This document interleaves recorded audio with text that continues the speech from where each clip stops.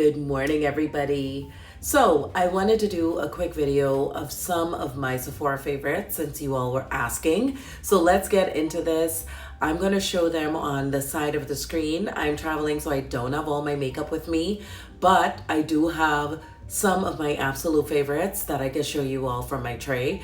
All right out the gate, I'm going to recommend the collagen peptides.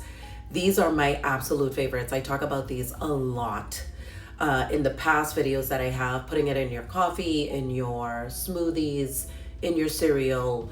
This is the go-to. It gives the skin a nice glow, hence the glow, and it also helps to minimize the appearance of fine lines and wrinkles. It helps the joints, it helps the muscles.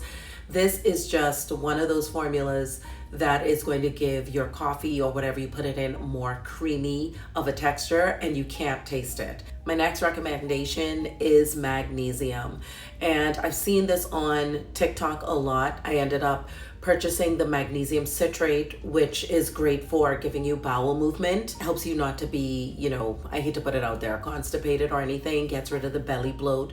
That's why I really love the magnesium citrate. Now, I didn't look at what this one is as far as whether it's a magnesium phosphate, but this one is raved about. It is there to help you with sleeping better, decompressing, de-stressing. And I will lie, my magnesium citrate that I got from GNC, it puts me down. That's why I take that in the nighttime. So just want to preface this particular one because this is the one that has 5 stars across the board on Sephora. All right, my next recommendation, Gucci. These are the bronzers. I'm shade number 5. Melts into the skin, lasts all day, gives you a sun-kissed glow to the skin. If you want to do a soft contour, you can, because this is a deeper hue other than going in with a really dark contour. Now, the reason why I have 2 is because I really want to empty this one. Around the edges, I use on my eyeshadow brush to get in my transition areas on days when I don't want to do a whole eyeshadow look. This is just absolutely beautiful, and I also can take, product down the nose. Now, this one is brand new, so I won't be repurchasing from the Sephora sale because I have this one still to work through. And I use this one just to get around the face area, into the jawline, that kind of thing, down around the neck. You will not be disappointed with this product. And the one thing about me is I'm not going to recommend you products that I don't love and that I don't use, because that's counterintuitive. And I'm not going to give you products because it's a brand deal or some sort of sponsorship and say it's a great product, and then when you buy it, it's trash, because my integrity is really important to me and I want to keep this career going. So that's something that you will not see happening on my channel. So another product that I wanted to recommend is Valentino. This is DN2. DN2 for my shade twins. I don't have this on today. I actually have on the Kogendo Meifinishi Moisture Foundation in 302. I don't know if they have that at Sephora. They used to carry Kogendo. They have 1 or 2 Kogendo products, but I'll just show you guys what it looks like, just in case you're gonna go on there trying to look for it. It's in the tube like this, and this gives me this. It is your skin but better. It looks like you just had a facial done, and that's why I really love the moisture foundation. And honestly, I only wear a little bit of this because I don't really need to conceal stuff, and that's because I'm doing a lot of facials. This definitely is there, so you can definitely check this one out. Let's get into blushes, because I am in love with these 2 blushes. They've been with me everywhere. This is from Gucci Warm Berry. I've showed this a lot on my channel. Another really great blush is from Dior, and this is the iconic pink shade. This is absolutely beautiful. I tried this on yesterday, and I have already ordered it off of Dior's website because Bergdorf did not have it in stock. So I can't wait to show you all that. I am really getting into Dior makeup and skincare. It is beautiful. I have gone and done a collaboration with them, and just in that experience alone, I saw a difference with my skin. So Yeah, I'm really loving Dior, you all, and I can't wait to bring the science to that as well. And the next blush I'm recommending is from Danessa Myricks. This is Golden Hour, and I have been in this product, okay? It has been on my cheeks, it's been on my lips, but if she made this in a powder form, this would sell out as far as, yeah, like being able to use it on the eye area. Because it's so moisture rich, it'll sink into the creases of the eye, and you're gonna have to go on top of it with some sort of powder or, you know, another eyeshadow to get that to stay in place. So Danessa, if you're watching this video, please make this in a powder form just for Sean. No, just playing. But it's a really great product. I go back to this concealer every single time. But there's another one that I will recommend because I used a sample of it, and it is from Hourglass. This is their iconic concealer that they just dropped, and everyone loves it, including myself. So I'm going to order that during the sale. I also have my Fenty 345. This is one of my favorites. It does not crease. It does not settle into lines. It is just beautiful in its hue. It gives me that brightness that I'm looking for. And of course, the key is to go in with a darker foundation if you even want more of a yellow pop from this. But I sometimes will do that, or other times I'll just wear my like true shade, which is 302 from Kogendo, and then I'll go with this on top, and it still gives me that beautiful, you know, contrast that I'm looking for. So highly recommend this one. And this one, another concealer, is from Huda Beauty. This is the full filter, whatever one you go after. I've tried Peanut Brittle, I've tried Praline. They are so good. They're rich, they don't settle, they leave an airbrush flawless finish. And I could really say that Huda, whoever she had to formulate this for the girls, knew what they were doing. So highly recommend that one as well. Iconic staple, the Laura Mercier. This one is the translucent honey. You can definitely go after banana, but I really love honey. I think it gives me the right amount of, you know, that yellow hue that I want to give me that brightness under my eyes. This is blurring. It gives you an airbrush finish. It doesn't settle into lines. And this one is more hydrating. I've tried more mattifying ones that I didn't really care for and went back to the OG. So yes, Laura Mercier has done it again and again and again with this setting powder. So please do not change the formula on this. If it's not broke, don't try to fix it. It's really good. Okay, eyeliners and brow products. Let's get into it. Merit Cosmetics. This one is Midnight, and it's a solo shadow, but you can use this to do your brows. You can use this in the waterline to line on top of your lashes. It is just a really great product to do a lot of different things. Give you a smoky eye, lasts all day, does not settle into lines, does not crease, does not bleed, does not drain onto the face. It is top notch. All right, next recommendation is Dior Brow Show. This is 002. I've showed this many times on my channel. This is an absolute staple in my collection, and you all will not be disappointed. This is waterproof. It does not drain. It does not smudge. It lays the hairs beautifully. It tints them with a nice light brown. And of course, when we are buying products, we're looking for longevity, durability, reliability, especially if you're paying a pretty penny for it. So you can be confident with this product that you're going to get the former that I just mentioned as far as benefits go, and it lasts a long time. It has staying power as far as the product. This is going to be something that you're not going to go through easily in a few months, even though you see it being this small. It has a lot of product in it. For mascaras, I have a few recommendations. One is from Armani. This is just a beautiful mascara. I have a ton of mascaras that I'm going to talk about. The next one is Tom Ford. This is the one that I brought with me. This is 01 Raven.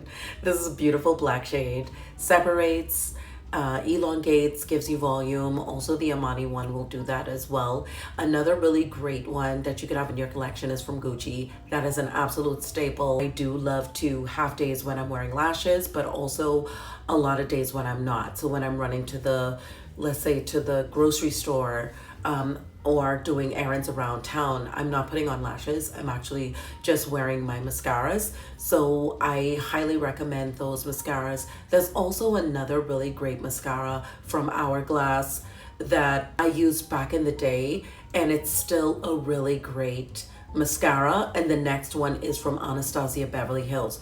We don't hear about Anastasia a lot, but she has some really great products, and I definitely say please check out that line again. Before I go any further with this video, because I want this platform to be 100% transparent, and you all know that that's what I pride myself on, is giving you truth. Look in your collection and see if these are things that you need. Don't go just buying. A lot of times, even with me, now I'm a beauty content creator. I'm going to see what's new and what's different, but I'm not buying everything people recommend. I look at, okay, I'm a beauty content creator. I've got about 5 or 10 of these. Do I even need more? Now, if it's sent to me, that's a whole nother ball game. But if I'm paying for it, I'm going to look and see are you going to use this? Because the thing about me is I don't like to take back product, and that might be the science part of me. Sorry guys, my hair is like doing something crazy. You know, you've opened it, you've already used it, you don't want to take it back. I try not to take back makeup unless it's a complete dud and it's just not even worth my money. I would definitely preface, look at what you have in your arsenal already and determine whether or not you're really going to need to buy any of these things. Is it justified? Because what's going to happen is you're going to buy product and on an impulse buy, regret it and never use it, and it goes bad on you. So remember, these products have preservatives in them and you don't want them to degrade. Only purchase what you need or what you know you're going to use. That's all I'm going to say to that. So let's move on. All right, brow products. I just have 2. One is from Gucci. This is my I love this pencil, okay? This is espresso to do my brows. It just is flawless. Again, a really great pencil that goes on more like a eyeshadow kind of deal. And even in, you know, the most humid climates, or even if it's raining, this does not bleed. It doesn't move around. It does not fade. That's why I love this product. So it's worth every penny. The other product that I recommend is Benefit, and this is their Brow Wiz. I really love this. I go after warm brown just because of my hair color. Now, if I had darker hair, I go after a darker color, because the key is when you have light hair, go after a lighter brow. If you have dark hair, go after a darker brow product. So yeah, that's all I'm gonna say to that. Those are the 2 that I recommend. Now for skincare, I'm just gonna recommend lines of skincare that I have used from Sephora that I know you all will love if you're looking for skincare products. Now, let me preface this. I'm not recommending that you go after retinol, because I don't advocate for retinol. I'm not a proponent of retinol. I feel like if you want to get the effects of retinol, there is bakuchiol that gives you the same results of a retinol without the harmful, aggressive side effects. That's my stance with that. And knowing that it's not really messing with cell adhesion under the skin with bakuchiol versus that of a retinol. And I have done the truth about retinol. You can definitely check out that video if you want to find out more information as to the science part of retinol. I go deep with that one. But lines that I recommend: Drunk Elephant. I also recommend Sunday Riley, Dennis Gross, Augustinus Bader, Fresh, Estee Lauder, if you can find anything Estee Lauder in Sephora. I also highly recommend Kiehl's, Ole Henriksen, and I do love Tatcha, but I will preface that Tatcha has fragrance in it. So if you're one with eczema and psoriasis, I would highly steer you away from that. But you can experiment and enjoy the lovely products that Kiehl's has to recommend to those who have those specific issues. If you're trying to get your skin pH balance, these are the brands that I highly recommend as well to get that skin back to homeostasis, meaning optimal performance. So that is my Sephora recommendation. I didn't want to go down the rabbit hole with too many products with skincare, but as a rule of thumb, and you don't have to do this, this is just, you know, a rule of thumb that most scientists will tell you, try to use products as much as you can in a line. Because when we curate products, we're curating for synergy, right? So we're testing compatibility, we're testing concentrations, we're testing how they react, and we're making sure that you don't go over the allotted threshold, especially if you're using actives in skincare products. So that would be my advice, especially if you're trying to start a skincare journey and you just don't know what you need, or should I grab from here, here, and here? I would say look at a line, grab all the products from that line. A moisturizer, a cleanser, a sunscreen. That's the backbone. A cleanser, a moisturizer, and a sunscreen. And yeah, you can throw in a toner if your budget allows for it. A toner is great because here's the thing, water has a pH of 14. So when you bring in a toner is going to balance the skin before putting all the other products on, and also help those products to absorb in better into the skin, especially if you're already exfoliated.